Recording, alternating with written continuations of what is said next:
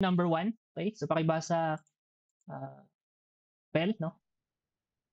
Determine the flexural strength of a W14 by 74 section under the following support conditions, assuming C sub B equals to 1.0. Use A50 steel and LRFD. A. Continuous lateral support. B. Unbraced length of 6 meters. C. Unbraced length of 10 meters. Properties of a single W14 by 74. Okay na to. Sige. So ito yung mga properties of a given section that we need to design. Okay? So simplified problem lang to since yung C sub B was already provided, no, and that is equals to 1.0. Okay? So we have three different support configuration. Okay? We would check what would be the capacity or the flexural strength of this section. Okay? But just to emphasize, this problem, ang pinaka-takeaway natin is this is a doubly symmetric W shape. It's assuming that the members or the section is compact, no? And therefore yung NSCP 2015 provision, no, or section 506.2 is applicable. Okay? Usually we consider only yielding and LTV as a mode of failure for this scenario. Okay? So let's check, no, let's solve itong problem na to. Okay?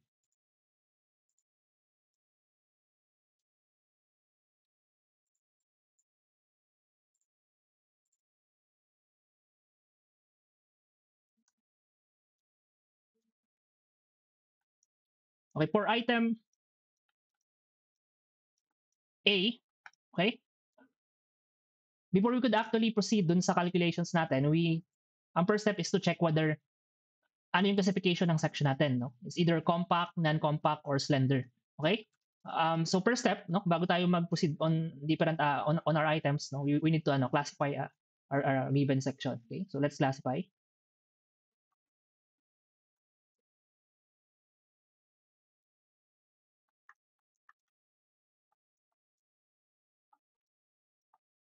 Okay, so ang first step natin is to compare, no, yung actual lambda or the actual width to thickness ratio based on sa given section with the limiting, no, lambda or limiting width to thickness ratio. And unahin muna natin obviously, no, yung planche. Okay? So per planche, okay,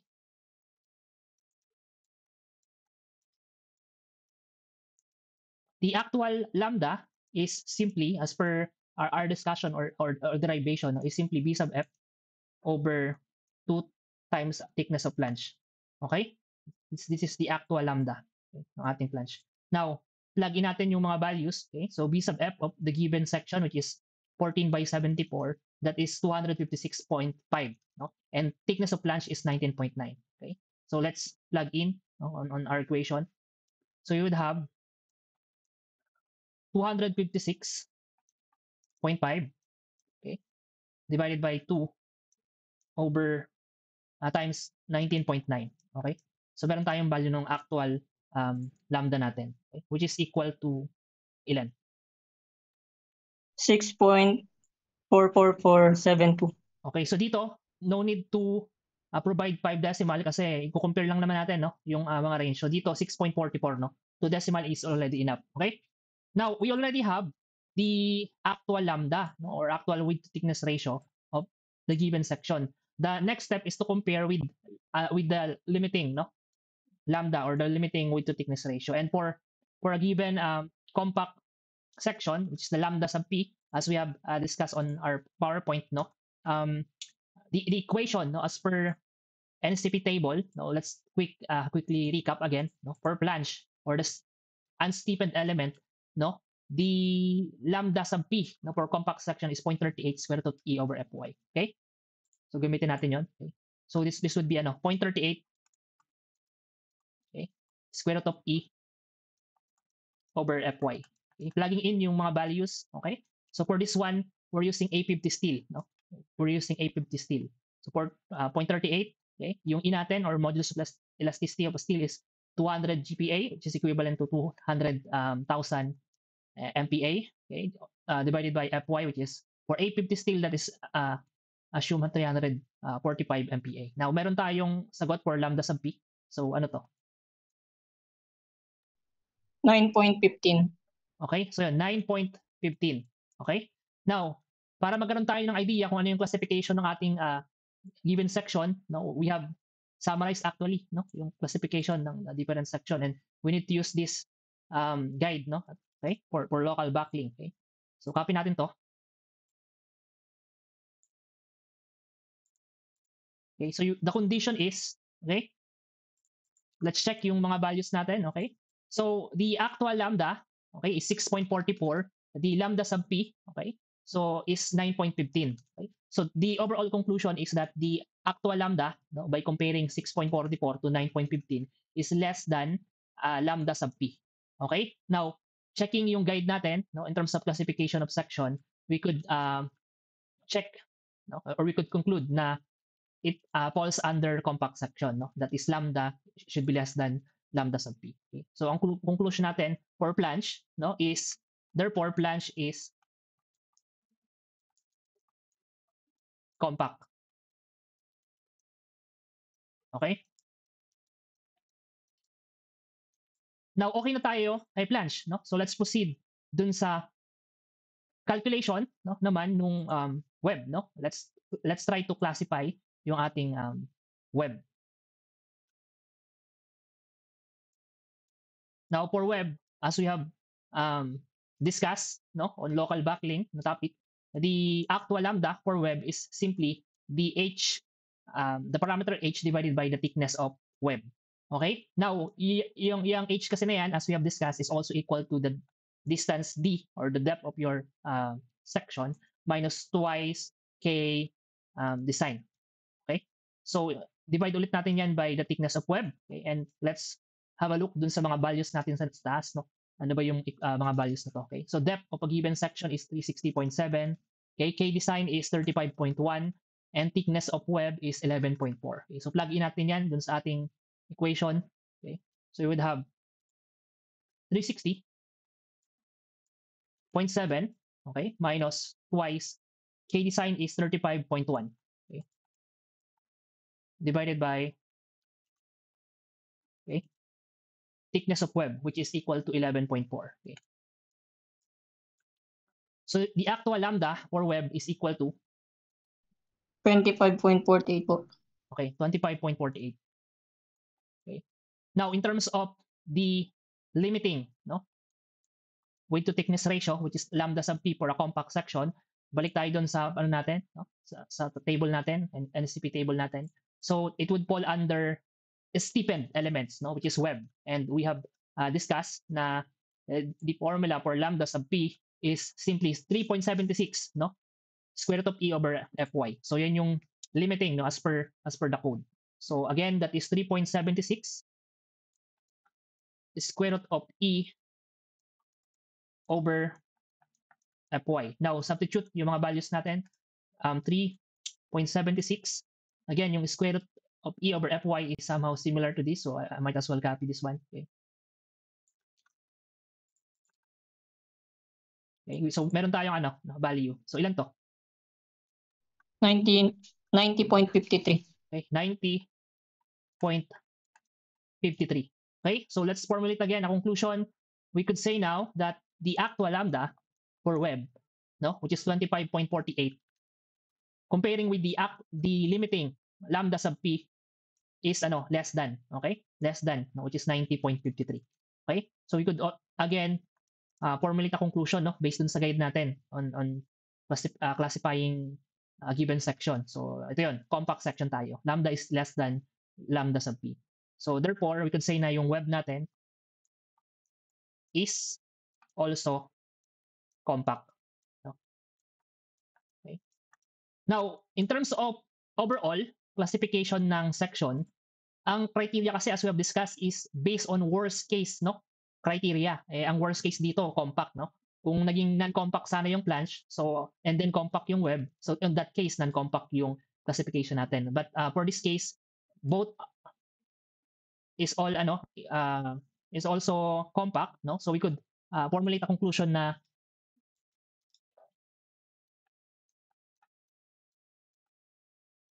therefore the given section, no, is compact, and because it's compact, no? NSCP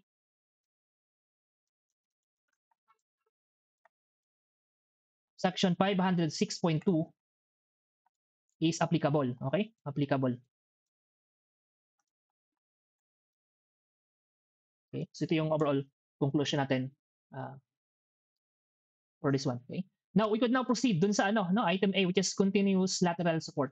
Okay? Now, as I discussed on one of our slide, kapag sinabi kasing continuous lateral support, actually, synonymous din yan. Okay? Synonymous din yan with case 1. Okay? So, ano ba yung sinabi kay case 1 in terms of nominal strength, flexural strength calculation? So, ang sabi for case 1, kapag sinabi daw sa problem na fully laterally supported, ang ibig sabihin nun, automatic case 1 ka. No?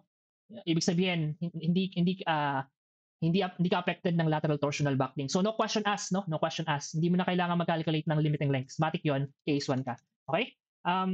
So basically yun lang din ibig sabihin, no? Kapag sinabing continuous lateral support. Okay? Sige, so let's solve, no? Kung case 1 tayo. Item A, calculate the design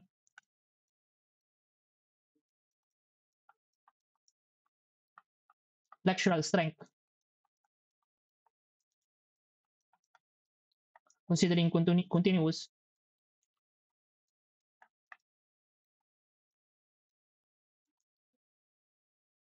lateral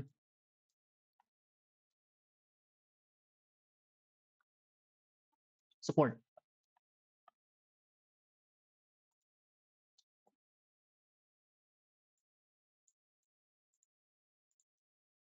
Okay? So sabi natin, matik to, this is under case 1, no? Under case 1. So for case 1, the formula for the nominal flexural strength, okay? Calculate muna natin yung nominal flexural strength.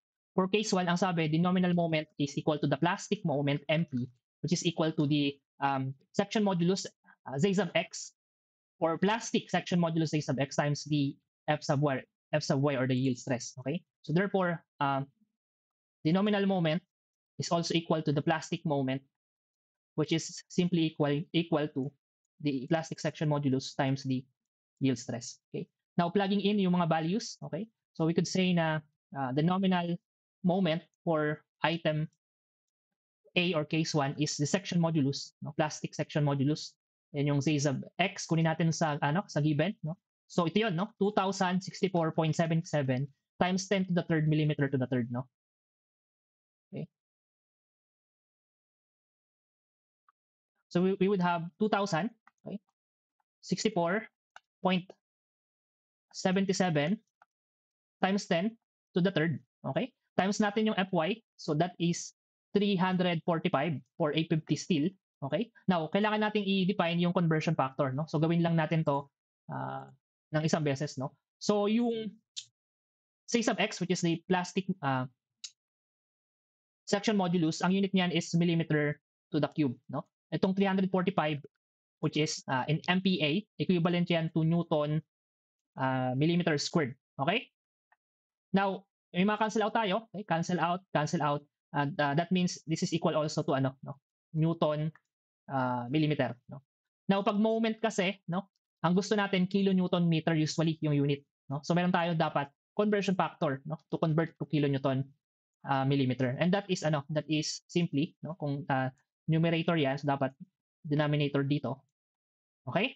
So 1 kilonewton meter is equal to 1 million. Okay? Newton millimeter. So ibig sabihin meron tayong conversion factor, okay, na gagamitin dito. And ito 'yon, okay? So ibig sabihin pala, we always need to just divide by 1 million. Okay? So divide 1 million. Okay? So meron tayong nominal moment, okay? So ano yung value nitong ating nominal moment? 712.34565. 700 712.34565. 34565. Okay? Kilonewton meter. Okay? So remember, nominal moment pa lang to. Okay? Nominal flexural strength. Kailangan talaga natin, since we're using LRFD, is yung M sub U, which is the design flexural strength. Okay, and alam natin yan that is simply P sub B times M sub N. Okay, so yung value natin for flexure, okay, we mentioned na similar lang yan with with yielding, or compression, recent compression members. So that is 0.9, okay, times the nominal moment that we have calculated. Okay, so ito yun. Okay, so so we would have the actual design strength, design flexural strength M sub U is equal to 641.11. 641.11 41.11. kilonewton meter. Okay.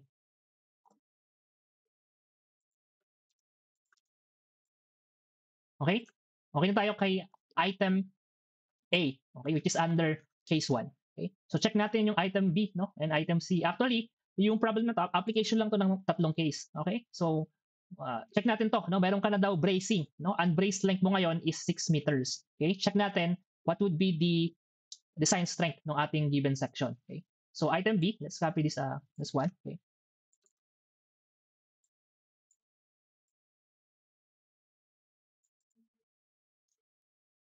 Calculate the design flexural strength considering that the unbraced length, unbraced length natin, L sub B is equal to 6 meters, which is also equal to 6,000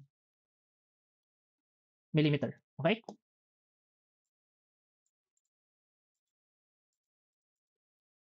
Okay, so ang first step natin, as we have discussed, kapag nagkaroon ka na ng bracing, ang question kasi is critical ka ba against lateral torsional buckling. Okay? And as we have discussed previously, ang pinakamagandang clue, okay, to understand if critical ka against lateral torsional buckling is itong chart na to, showing yung different cases under LTB. So ano lang to, graph lang to nung nominal strength versus the unbraced length L sub B. So whatever the value nung actual unbraced length mo, titingnan mo lang kung saan ka magpo-fall. Okay? So you need to compare, obviously, with the limiting lengths L sub P and L sub R. Okay? So ngayon, ang meron pa lang tayo si L sub B.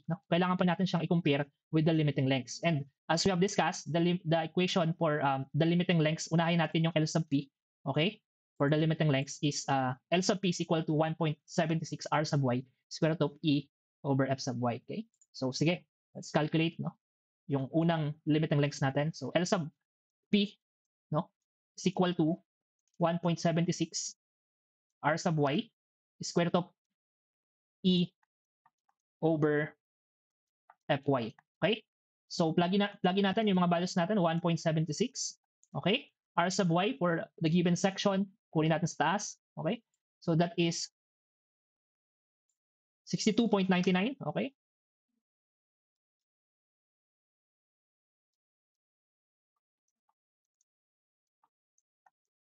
Square root of E, which is 200,000.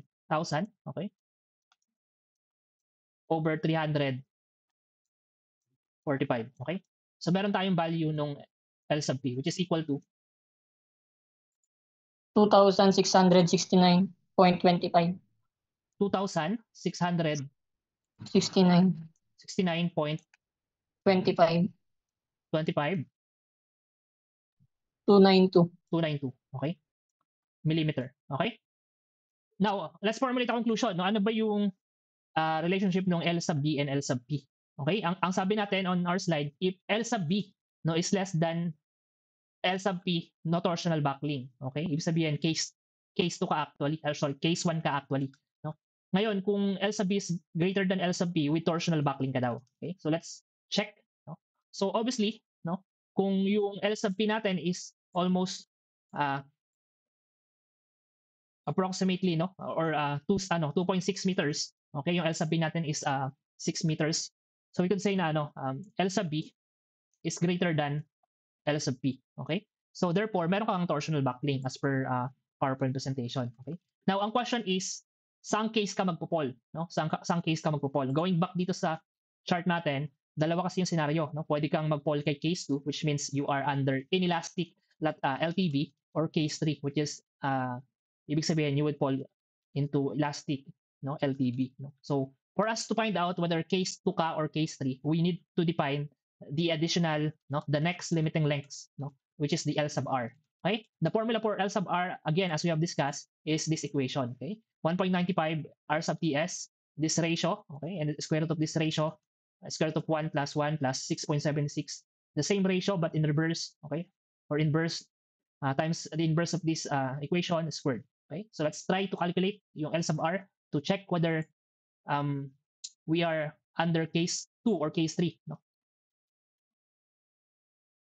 So L sub r is equal to 1.95, okay, r sub ts e over 0.7, okay, 0.7 fy, okay, and then square root of, okay, j c s sub x h sub o, okay, times the square root of 1, okay, plus square root of, okay, 1 plus 6.76, okay,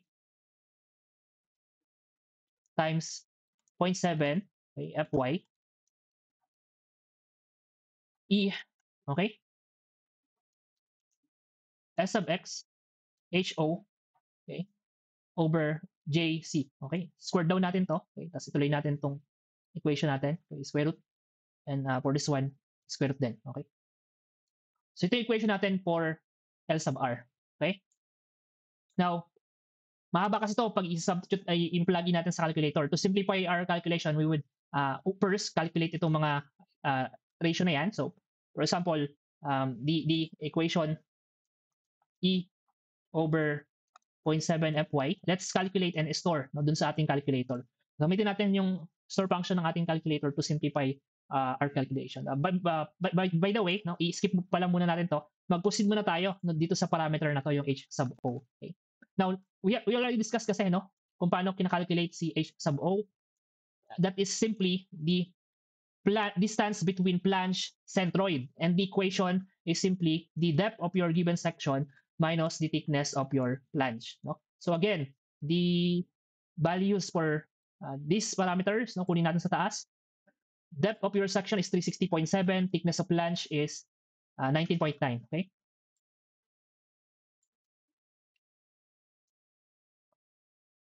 (360) minus 7 minus 19.9. Meron tayong value for h sub o. Okay, so ilan to? 340.8. 340.8, okay, millimeter. Okay, tuloy natin to, itong ratio na to, E over 0.7 fy, okay, so that is ano, no? 200,000, okay, over 0.7 times 345, okay. So ano yung value nito?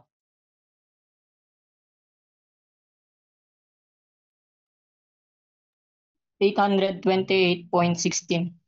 Okay, 828.15 7. Okay, may kasunod pa yan, okay. Whatever the value, please paki-store kay A dun sa calculator nyo. Okay, paki-store kay A. Okay? Now, naka-store na kay A yan, ikunin natin to. Okay, yung J sub C, or sorry, JC, okay, over S sub X, H sub O. Okay? Again, yung J is as a section property ng ating given section, and kunin natin sa taas yun. Okay. That's the torsional constant, no? Ang given dito is 1,610.82 times 10 to the third millimeter to the fourth. Yung value ng small letter c natin, sabi natin kapag double symmetric, 1.0 lang yon. Okay? Yung s sub x, ito, 1835.35 times 10 to the third millimeter to the third. No? So ito yung elastic, no, section modulus. Okay? So plugin natin yung mga values. Okay? So you would have 1,610.82, okay, times 10 to the third. Okay? Yung value ng small letter c is 1.0. Okay? S sub x is 1,835, okay, 0.35 times 10 to the third. Okay? Yung value ng h sub o, yung nakalculate natin kanina sa taas, that is 340.8. 340.8. So meron tayong value. Okay? So ilan to? So dapat ano to, no? 0.00 something. Okay? 0.002575. Okay, so whatever the value, okay, paki-store kay B. Okay? Paki-store kay B. Itong ratio na to. Okay? So okay na no? Okay na, no? We could now actually plug in dun sa equation natin. So what we could say now is L sub R, okay? Based on this equation above, no? So we could say na L sub R is equal to 1.95, okay? Yung value ng R sub TS of the given section, kunin natin sa taas, and that is 71.88.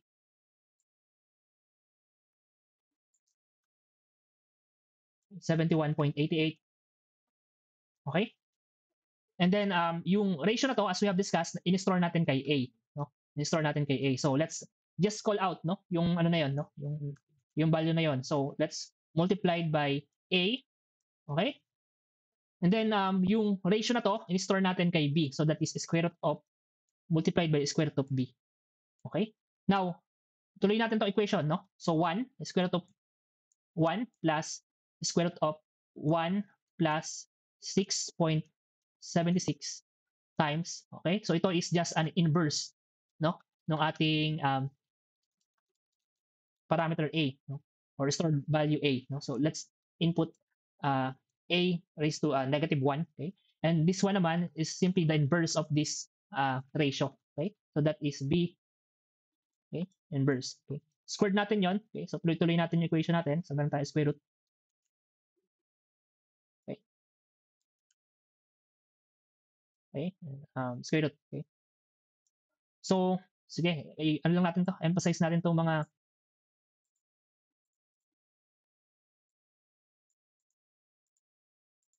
okay? So, meron tayong value ng ating L sub R, okay? So, ilan to? So, this should be 9 meters something, okay? 9,455.7502. 9,455.97 502 millimeter. Okay? Now, we already calculated yung L sub R. We could now check, no? So, we could formulate a conclusion. No, copy natin itong mga dalawang to. Okay? Okay? So, copy natin yung dalawa na yun. Okay? So, by observation, okay, comparing yung mga values nila, okay, we arranging from lowest value, okay, lowest value natin is si L sub P, okay, so we could say na L sub P, okay, is less than, okay, yung sunod is yung L sub B, okay, which is 6,000, okay, and yung next is L sub B is less than L sub R, okay, that ito yun, yung 9 meters, okay, L sub R, okay. Now going back on our PowerPoint presentation for nominal strength calculation, okay, for nominal strength, ang sabi natin, if ito yung range mo, L sub P is less than L sub B is less than L sub R, which as we have calculated, okay, ito yun, the nominal capacity M sub N is simply equal to C sub B, no? Multiplied, open and close parentheses, M sub P minus M sub P minus 0.7 F sub Y S sub X, which is, okay, basically the yield moment modified, no, to account for the residual stress, multiplied by the ratio of your limiting lengths, no, or mga lengths, L sub B minus L sub P over L sub R minus L sub P. Okay? So basically itong equation na to, okay, if we would go back again dun sa chart natin, okay, would fall into case 2. Okay? So yung ratio na yon, okay, is simply the equation of a line. Okay? So dito lang yung kinuha. Okay? So nakita mo yung mga boundaries mo, no, yung L sub P and L sub R, and we have M sub P and M sub R. Okay? So yun lang yon, no? Yun lang yon. Doon lang galing yung equation natin for the nominal moment for under case 2. Okay? So sige, i-calculate natin, okay, yung ating nominal moment for case 2. So therefore, we could say na we are under case 2. Okay? Now, going back dun sa equation natin for case 2, okay, sulat natin yung equation natin. Ang sabi natin, the nominal moment M sub N for case 2 is simply C sub B, no, open close parentheses, the plastic moment M sub P, okay, minus, no, minus M sub P, okay, minus 0.7 S sub X or F sub Y muna, okay, times S sub X, okay, times the ratio of our lengths, no, minus L sub P, okay, over L sub R minus L sub P. Okay, ang condition, okay, it should be ano, less than the plastic moment M sub P. Okay? Now, isa-isay natin yung mga given. Okay? Yung M sub P muna. Okay? So sa M sub P, actually, nakalculate na natin siya no? Dun sa taas. Okay? Sa case, dun sa item A. Si M sub P or the plastic moment for item A is simply ito. Okay? Itong equation na to. And nakalculate na natin yan. No? Ito na yun eh. No? So, siguro for the sake of this discussion, no, ulitin na lang ulit natin, pero paki-store siya no, dun sa gamit tayo ng store no, para ma-store natin yung value ng ating plastic moment. Okay? So ito yung plastic moment natin, paki-retype na lang ulit, okay? And paki-store to on one of the button, no? So that is 712 and paki-store natin on C. Okay? Paki-store kay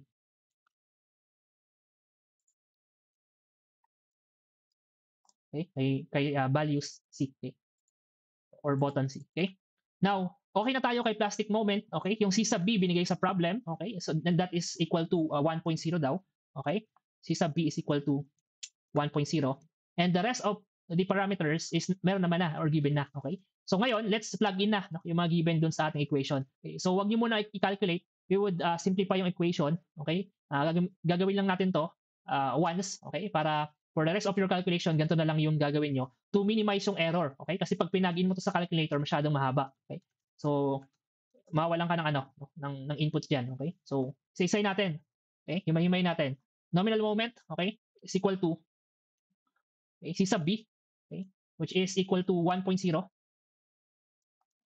Okay? Open and close parenthesis. M sub P, which is ito. Okay? Naka-store na yan kay parameter C, okay? Now, minus okay, M sub P ulit. Okay? Minus okay? 0.7 F sub Y for 850 steel is 345. Okay? S sub X, no, yung elastic section modulus na discuss na natin kanina, no, that is 1,835.35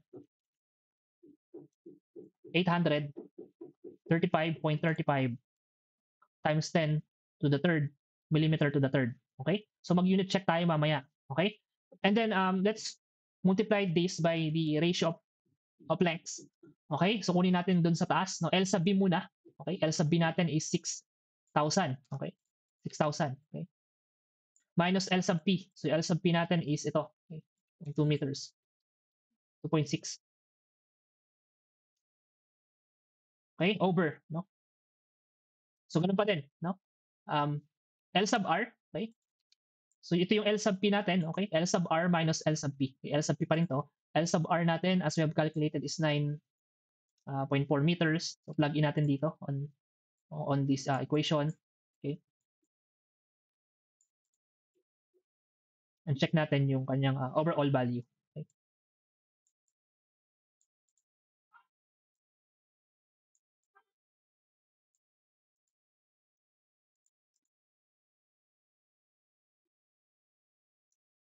Okay, multiplied by this ratio and open close parentheses, the condition is it should be less than or equal the plastic moment MP, okay, which is this value. Okay. Okay? So bago tayo mag-calculate, mag-unit check muna tayo. Okay? So yung plastic moment natin is kilonewton meter. So i-express natin lahat to the same unit, okay? Kilonewton meter plastic moment. Ito, okay, imay-imay natin to. This is Newton millimeter, okay? Again, this is Newton, okay? Millimeter squared, okay? Itong elastic section modulus is millimeter cube. Okay? So ganun pa din, no? Ganun pa din pala. Okay? Cancel out, cancel out. Newton millimeter. So meron lang tayong conversion factor na 1 million. Okay? So basically itong term na to, we need to divide by 1 million. Okay? So sige. So for this ratio naman, okay, which is just simply in millimeter, ratio lang naman to. Okay? Ratio lang yan. So ibig sabihin, kahit anong unit na ilagay mo dyan, okay lang kasi unitless naman. Okay? So ang gagawin natin ngayon, as we have discussed, okay, yung plastic moment na to, we would store natin to kay C, no? And this one is also plastic moment, so store natin yan kay C. Okay? Yung term na to, okay, this one, paki-store nyo to kay D. Okay? So paki-type, tapos paki-store kay D. Similarly, itong ratio ng ating mga lengths, okay, paki-calculate, and paki-store kay E naman. Okay? Kay E. Okay? Sige. So assuming na naka-store na yan, no, or siguro ongoing pa yan, paki-type nyo na to, okay? For simplification para iwas tayo against ano, no? Iwas tayo to errors, no? On our calculations. So we could now say that the nominal moment m sub n is equal to, no? This is a B 1.0, okay, open and close parentheses. The plastic moment in-store natin kay C minus the plastic moment ulit C minus yung stored value na D, okay? Times yung E, okay? Okay? Should be less than or equal plastic moment, okay? Or yung MP, okay? Sige. So, highlight lang natin to, okay?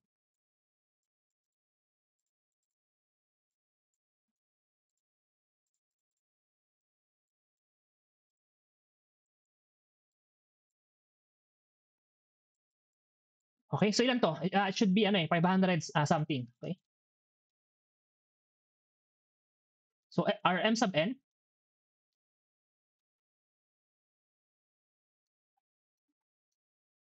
is equal to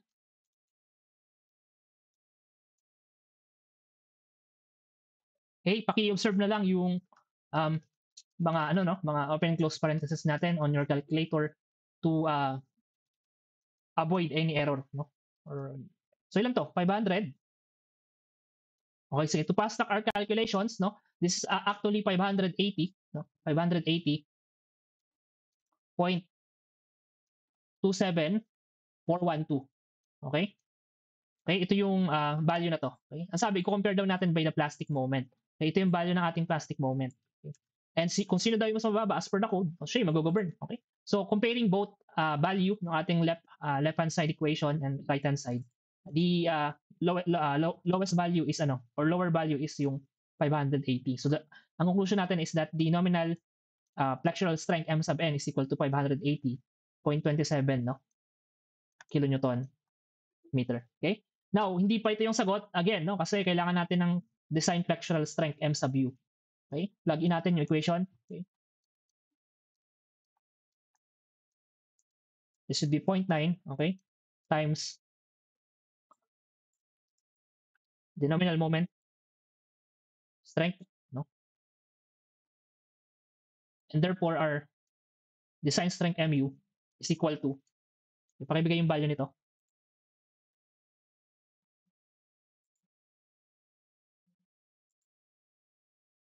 Okay? So, ilan yung value nito? 522.24671. 522. So, 2 decimal na lang tayo kasi final answer na, no? 522.25. 25. Okay? Kilonewton meter. Okay?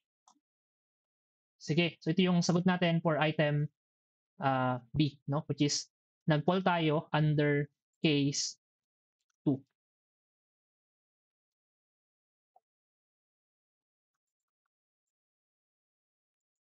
Okay? Okay, sige, next item. Item C. Okay, for item C naman, medyo nilakihan niya yung unbraced length, no? So, lumayo yung obviously, yung distance nung bracing mo, no? 10 meters na ngayon, okay? So, I think may idea na kayo, no? Obviously, that it should be no? Case 3, no? Pero i-prove natin, no? Case 3 ba talaga, no? Kapag 10 meters yung bracing system natin, okay? So, check natin, okay?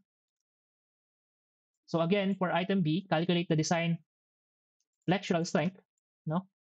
But in this case naman, yung ating unbraced segment is already 10 meters. Okay, already 10 meters.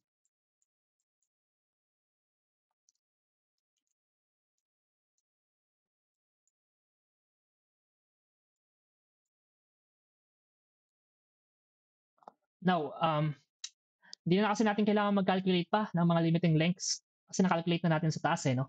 Na-calculate na natin sa taas. So, applicable pa din naman dito yon, okay? Since same system lang naman. The question is, kapag i-compare natin dun sa mga values ng limiting lengths na na-calculate natin sa case 2, ano ngayon yung magiging equation? Well, dito meron ka na agad observation, di ba?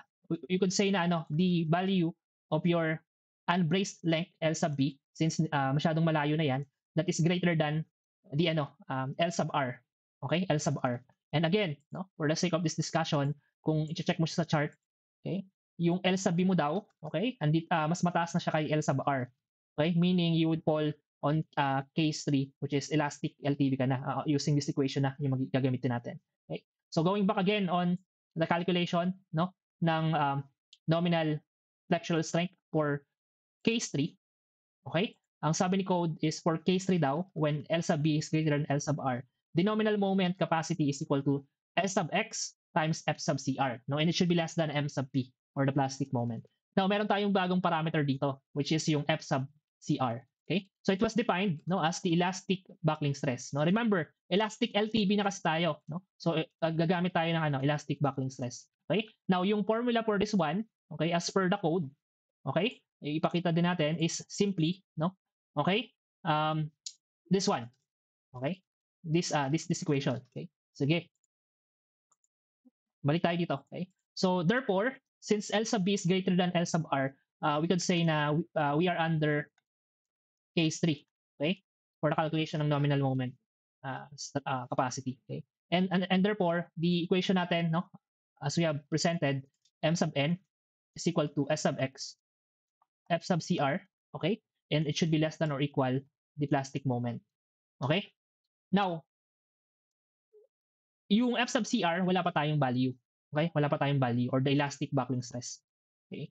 Pero, pinisant na natin kanina no, kung paano siya kukunin, okay? So, ang sabi natin, F sub CR is equal to this equation. C sub B, pi squared E over the ratio of L sub B over R sub TS squared multiplied by square root of 1 plus 0.078 JC over S sub X H sub O times the ratio of L sub B over R sub TS squared.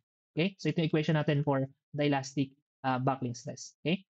Again, ito yung mga parameters natin. Okay? So, wala naman tayong bago dyan. Okay? Ipa-plug in na lang natin yung mga values natin. Okay? So we have F sub CR is equal to C sub B pi squared E over yung ratio no nung L sub B over R sub TS, and it should be squared daw, okay? Multiplied no by the square root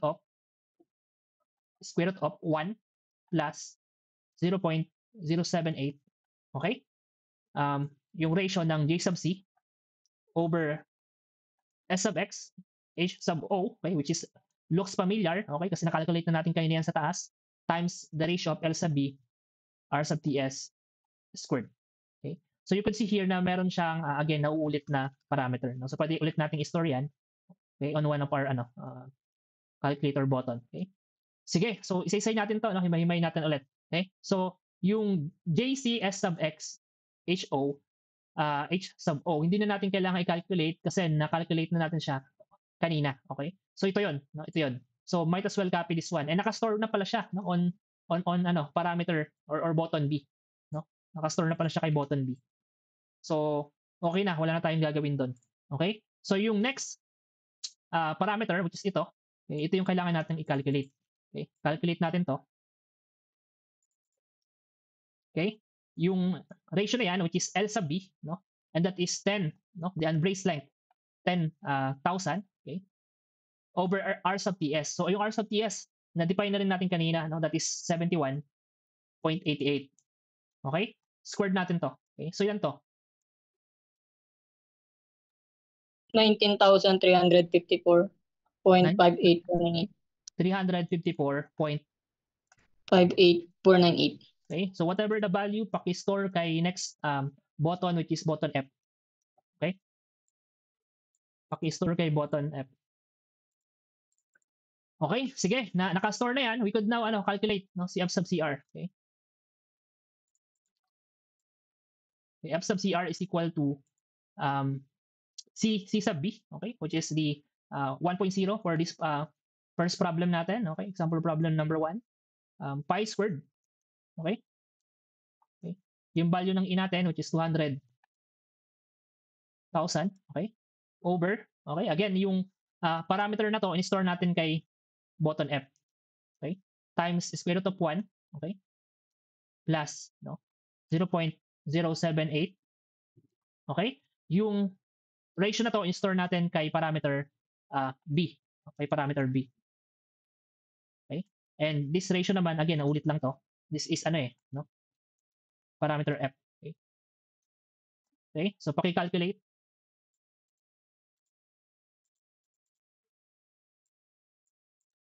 27,976.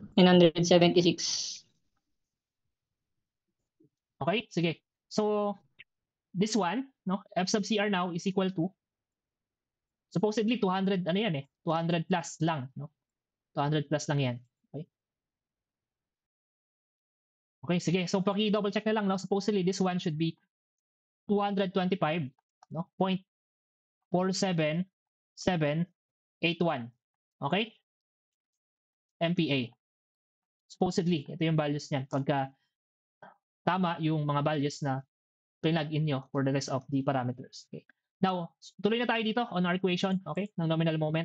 Again, the nominal moment natin, okay, for case 3 is equal to S sub x, no, the elastic section modulus, which is 1835.35 times 10 to the third times yung ating F sub CR na nakalculate. No, ito yun. Okay? Okay? And it should be divided by 1 million. Okay? Okay? Now, the condition as per the code, it should be checked again with the plastic moment M sub P. No? And nakalculate na natin yung kanina. Ito yun. Okay? So, copy natin to. Okay? Okay? So, sige. Ano yung value ng M sub N natin?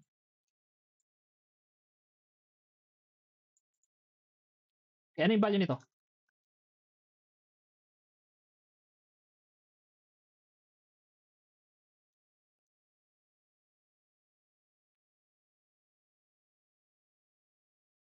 Ano yung value nito? 413.83. 413.83 yung kasunod pa. Okay? May kasunod pa ba? 070 na, sir. 770. 0. Okay, 70. Okay? Now, comparing with the plastic moment again, okay? We could say na ang governing nominal moment natin would be the lower value, and therefore, we could say na the nominal moment is 413, 0.83. Okay? And again, hindi pa ito yung design flexural strength. The equation is M sub U is equal to P sub B times M sub N. Okay? So that is 0.9, okay? Times 400 point something. Okay? So ito equation natin. Okay? So pakibigay sa akin yung value ng design strength M sub U. So ilan to? 372.45. 0.45. No, final answer na to, no? So ano na, okay? Okay na yan, 2 decimal. Okay? So sige. Okay na to, no? Let's compare yung mga values ng ating tatlong cases. Okay? Ano ba yung nangyari? And let's check kung realistic ba yung mga sagot, no? So for case 1, which is basically sabi niya lang doon, fully laterally supported ka, no? Ibig sabihin wala kang lateral torsional buckling.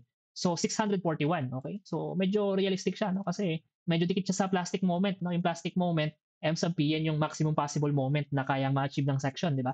So 641, no? No lateral torsional buckling, okay? Now, nagkaroon ka na ng bracing, no? And yung bracing mo is 6 meters daw. And as per our calculation, nag-fall ka kay case 2, okay? So obviously, yung na-calculate nating design strength is 522.25.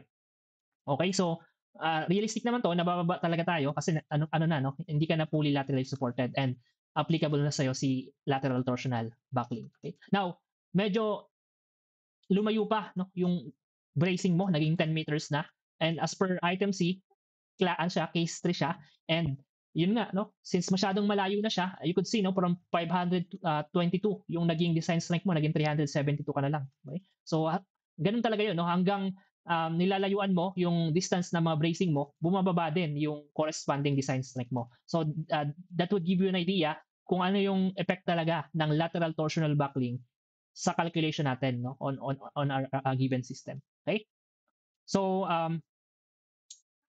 So yun yung takeaway natin for this example problem number 1. We were able to solve yung ating wide flange doubly symmetric section yan, and it's a compact section, and we have tried to use yung section 506.2 ni NSCP 2015. Okay? So sana malinaw yan. Let's proceed on the next problem.